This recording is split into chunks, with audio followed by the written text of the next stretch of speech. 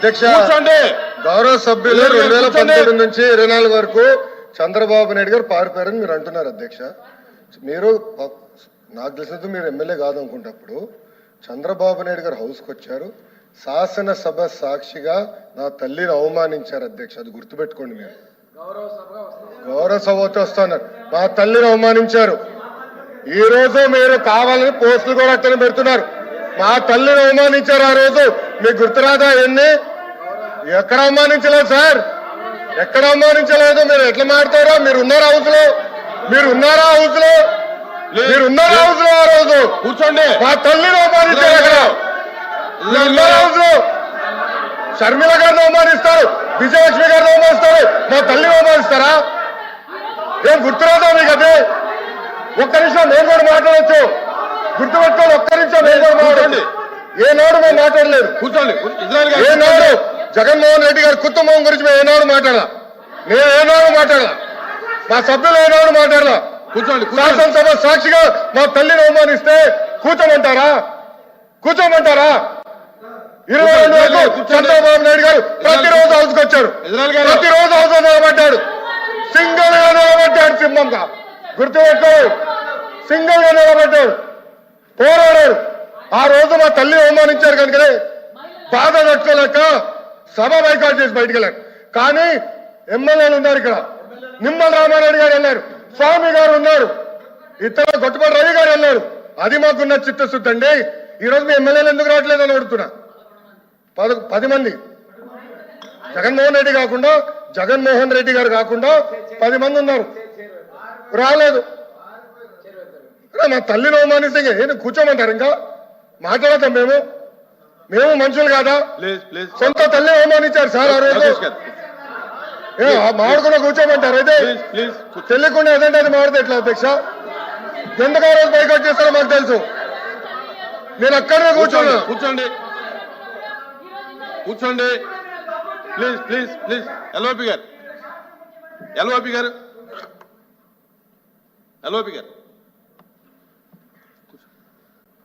Sir, ఇప్పుడు సభ్యులు వచ్చి మాట్లాడారు. ఇప్పుడు సందర్భాన్ని వచ్చి తీసుకొచ్చారు. ఎవరు తల్లిని, ఎవరు చెల్లిని, ఎవరు కుటుంబ సభ్యుల్ని ఎవరు అవమానించినా సరే ఎవరు కూడా ఉపేక్షించేది లేదు, సహించేది లేదు. దాన్ని ఎవరు సమర్థించేది కూడా లేదు. దాన్ని ఎప్పుడు కూడా సమర్థించాం దాన్ని. అది అలాంటి సందర్భాలు వచ్చి మళ్ళీ మనం లేని సందర్భాలను ఇక్కడ తీసుకొచ్చి సభల్లో ఉండి ఏ సందర్భం మాట్లాడుకుని ఏం చేసిన రికార్డులో ఉండదు అధ్యక్ష. రికార్డులో లేని విషయాల్ని, అవసరం లేని విషయాల్ని ఇక్కడ తీసుకొచ్చి అనవసరంగా హోందాగా మనం ప్రవర్తించాలి అధ్యక్ష. ఒక తప్పు కానీ దాన్ని మేము సమర్థించట్లేదు, ఎట్టి పరిస్థితుల్లో సమర్థించట్లేదు, ఎట్టి పరిస్థితుల్లో సమర్థించట్లేదు అన్నారు. ఎట్టి పరిస్థితుల్లో సమర్థించట్లేదు సార్. అధ్యక్ష సమర్థించట్లేదు అంటారు. ఒక్క నిమిషం. ఇప్పుడు సమర్థించట్లేదు అంటారు. ఎవరైతే ఆ రోజు అవమానించారో టికెట్ ఇచ్చారు కదా అధ్యక్ష, మళ్ళీ సమర్థిస్తాం కాదా అది? ఎవరైతే మా తల్లిని అవమానించారో వాళ్ళకి మళ్ళీ టికెట్ ఇచ్చారు, వాళ్ళు ఓడిపోయారు, అది డిఫరెంట్ స్టోరీ. బట్ టికెట్ ఇచ్చినప్పుడు సమర్థిస్తాం కాదా అధ్యక్ష? అది ఎట్లా మారుతారు అధ్యక్ష? ఎల్ఓపి గారు దయచేసి ఆలోచించమని కోరుతున్నా. ఆ రోజు సమర్థించారు, టికెట్ ఇచ్చారు, ఓడిపోయారు ఆ వ్యక్తి. దానికని ఏమంటారు అధ్యక్ష? సో దయచేసి ఆనాడు చంద్రబాబు నాయుడు గారు 2.5 సంవత్సరాలు నాకు గుర్తున్నంత వరకు అధ్యక్ష 2.5 years హౌస్కి వెళ్ళారు. దాని తర్వాత ఎప్పుడైతే మా తల్లిని అవమానించారో అప్పుడే బయటకు వచ్చి వీడియోలు ఉన్నాయి, ఎవరేం చేస్తారో తెలుసు, రాష్ట్ర ప్రజలు ఆనాడు చూశారు, అన్ని బయట ఉన్నాయి అధ్యక్ష. మళ్ళీ ఎందుకు సమర్థిస్తారో రాకపోతే అర్థం అవట్లేదు. ఒకసారి అధ్యక్ష సార్, ఇప్పుడు బడ్జెట్ మీద చర్చ కొనసాగట్లేదు. ఆరోపణలు అధ్యక్ష. నేను అన్నదానికి వాళ్ళు మాట్లాడారు. మా నాయకుడు ఇప్పుడే మా లోకేష్ రావు గారు చెప్పారు, సభలో గౌరవ సభలో అవమానించారు కాబట్టి ఈ సభని గౌరవ సభగా మార్చి ముఖ్యమంత్రిగా వస్తామని సభలో చెప్పి మేము బయటకు వెళ్ళాం అధ్యక్ష. సమాధానం ప్రజలకు చెప్పకుండా వెళ్ళలేదు అధ్యక్ష. రెండోది, బొత్స గారు ఎల్ఓపి గారు 2014-19 ఇదే హౌస్లోకి మాట ఇచ్చారు అధ్యక్ష. ఆ రోజు వాళ్ళ నాయకురాలు గురించి ఎవరైతే వాళ్ళ నాయకుడు ఉన్నాడో తండ్రిని అడ్డం పెట్టుకుని 1,00,000 కోట్లు దోపిడీ చేసినమాట వారు మాట్లాడేది వాస్తవం, రికార్డ్స్. దయచేసి గతం గురించి వెళ్ళకండి. కన్నబాబు గారు ప్లీజ్ ఆ త్రిమూర్తులు గారు కూడా వదిలేయ్. ఈ సభ్యులందరూ కూడా 14-19 సభలో విజయ అని మాట్లాడింది వాస్తవం కాదా? విజయమ్మ గారు మాట్లాడేది వాస్తవం కాదా? అదే విధంగా ఈ రోజు షర్మిల గారిని, సునీత గారిని, విజయలక్ష్మి గారిని మీరు సోషల్ మీడియాలో అవమానించే వాస్తవం కాదా? ఈ రోజున ఇదే సభలో రికార్డ్స్ ఉన్నాయి అధ్యక్ష.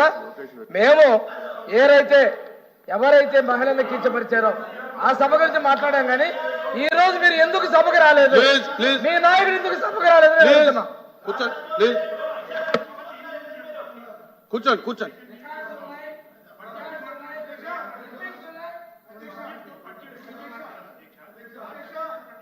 కూర్చోండి మీరు కూర్చోండి, ఆయన మాట్లాడుతున్నారు కదా, కూర్చోండి. సభని సాంప్రదాయంగా జరుపుకోవాలనేది మా తాలూకా భావన. మేము ప్రజల తరఫున సమస్యను ఇక్కడ ప్రతిబించి దానికి ప్రభుత్వం ద్వారా సమాధానం రాబట్టడం అనేది మా బాధ్యత. ఆ బాధ్యత గుర్తరిగి మేము చేస్తున్నాం. ఇందాక లోకేష్ గారు మంత్రి గారు మాట్లాడిన దానికి ఎట్టి పరిస్థితులకు సంబంధించే సమస్య లేదు అని తీవ్రంగా చెప్తున్నాం. అయినప్పటికీ కూడా ప్లీజ్ మేడం కూర్చోండి ప్లీజ్. అయినప్పటికీ కూడా మళ్ళీ గౌరవ సభ్యులు వచ్చి మాట్లాడడం అనేది అది కరెక్ట్ కాదు. రికార్డు తీయండి, ప్లీజ్ డిబేట్ పెట్టండి, మాకు అభ్యంతరం కాదు. అప్పుడు ఎవరి దగ్గర ఏ విషయాల్లో ఏమంత అంశాల్లో మాట్లాడుకుందాం. మీరు నోటీస్ ఇవ్వండి, మేము నోటీస్ ఇస్తాం, ఇవ్వండి, తప్పులేదు. కానీ లేని సమస్యని, అవసరం లేని సమస్యల్ని, మన గౌరవాన్ని మనం కాపాడుకొని మన గౌరవాన్ని తగ్గించుకునేటట్టు ఈ అవసరం మాత్రం ప్రవర్తించదని కోరుతున్నాను. దయచేసి ప్లీజ్ కూర్చోండి. జరిగిపోయింది. ఎల్ఐపి గారు కూర్చోండి.